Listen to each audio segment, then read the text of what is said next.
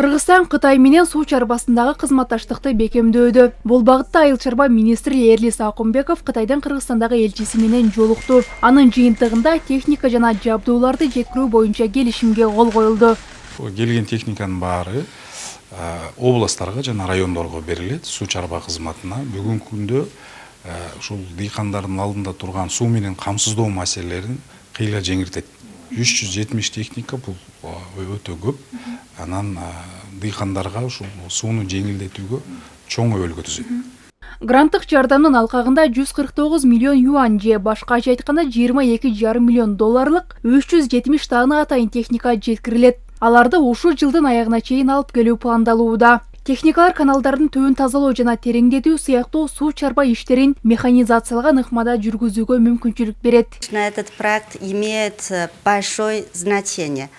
Бул долбоор айыл чарба тармагындагы механизациянын деңгээлин жогорулатууга өбөлгө түзөт. Натыйжада өндүрүштүн көлөмү жана натыйжалуулугу да өсөт. Буга чейин бул багытта бир катар долбоорлор ийгиликтүү ишке ашырылган. Муну менен эки элдин ортосундагы кызматташтык дагы бекемделет.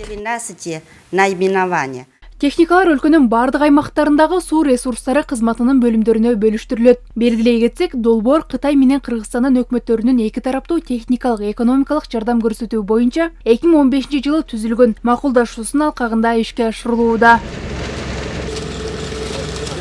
Бермете Шонкулова, Меримбек Жусупбек уулу, ЛТР, Бишкек.